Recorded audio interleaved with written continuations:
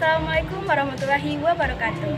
Halo teman-teman, perkenalkan nama saya Mutiara dengan NIM 22114003. Di sini saya akan menjelaskan tentang administrasi peserta didik. Disimak baik-baik ya teman-teman.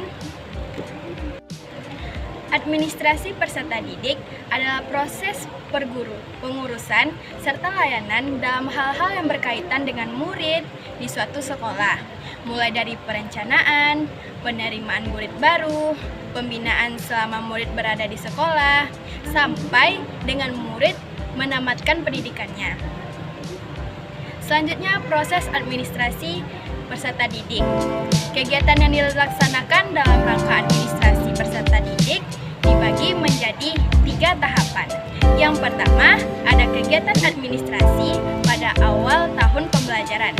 Yang kedua, administrasi selama tahun pembelajaran dan administrasi akhir tahun pembelajaran. Yang pertama ada kegiatan awal tahun pembelajaran, kegiatan awal tahun pembelajaran gitu. Yang dilaksanakan kegiatan sekolah adalah yang pertama melaksanakan penerimaan murid baru. Penerimaan murid adalah proses seleksi dan pencatatan murid yang memasuki sekolah tertentu. Setelah memasuki persyaratan yang ditentukan oleh sekolah itu. Kegiatan-kegiatan dalam penerimaan murid baru, ada beberapa kegiatan yang harus dilakukan, yaitu yang pertama, penempatan daya tampung, dan yang kedua, penempatan syarat-syarat murid baru, dan yang ketiga, pembentukan panitia atau petugas penerimaan murid baru. Yang kedua, selama tahun pembelajaran kegiatan langkah lebih lanjut setelah murid diterima di sekolah adalah pembinaan murid tersebut sehingga berkembang kemampuan secara maksimal dengan tujuan sekolah. Pembinaan murid dilakukan agar murid mengenal lingkungan, tempat belajar, dan tempat penyesuaian diri dengan tuntunan sekolah. Dengan pemahaman terhadap lingkungan itu, diharapkan dapat tercipta suatu keadaan di mana murid lebih tertib dan lebih mementingkan tugas-tugas belajar dibandingkan dengan kegiatan pribadi pribadi lainnya di sekolah. Beberapa hal yang dapat dilakukan dalam rangka pembinaan murid ini adalah yang pertama orientasi untuk murid-murid baru. Yang kedua, peraturan kehadiran murid.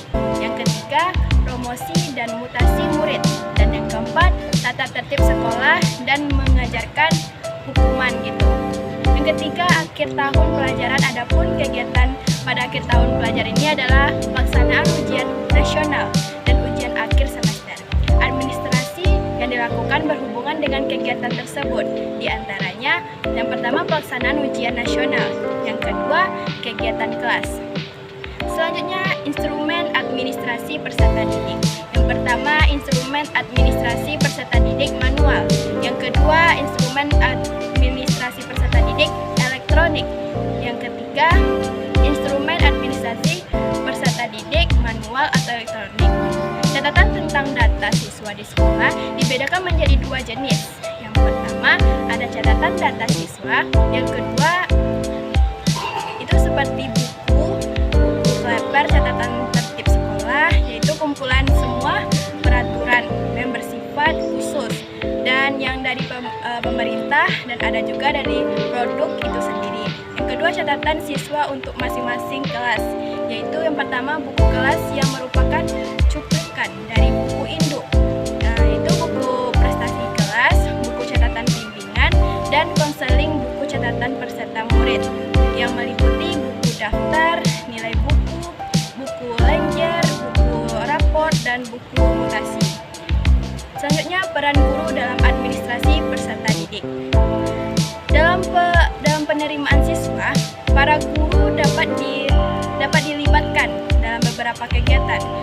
Para guru dapat ditunjukkan menjadi panitia yang dapat melaksanakan tugas-tugas teknis melalui dari pencatatan, penerimaan, sampai dengan pelaporan pelaksanaan tugas. Yang kedua, ada dalam masa orientasi, tugas guru adalah membuat para siswa cepat beradaptasi beradaptasi dengan lingkungan sekolah barunya. Peranan guru ini sangat penting karena andai kala terjadi salah langkah pada saat pertama dapat berakibat kurang beruntung bagi jiwa anak untuk waktu-waktu selanjutnya. Dan yang ketiga, untuk pengaturan keadaan siswa di kelas, guru diharapkan untuk mampu mencatat atau merekam kehadiran ini meskipun dengan sederhana akan tetapi harus baik. Data kehadiran ini memungkinkan untuk bahan pertimbangan nilai siswa, misalnya pertimbangan untuk kenaikan kelas. Dan yang keempat ada motivasi siswa untuk senantiasa berprestasi tinggi. Guru juga harus mampu menciptakan suasana mendukung hal tersebut. Hal ini dapat mereka lakukan misalnya dengan membuat grafik prestasi belajar siswa-siswinya.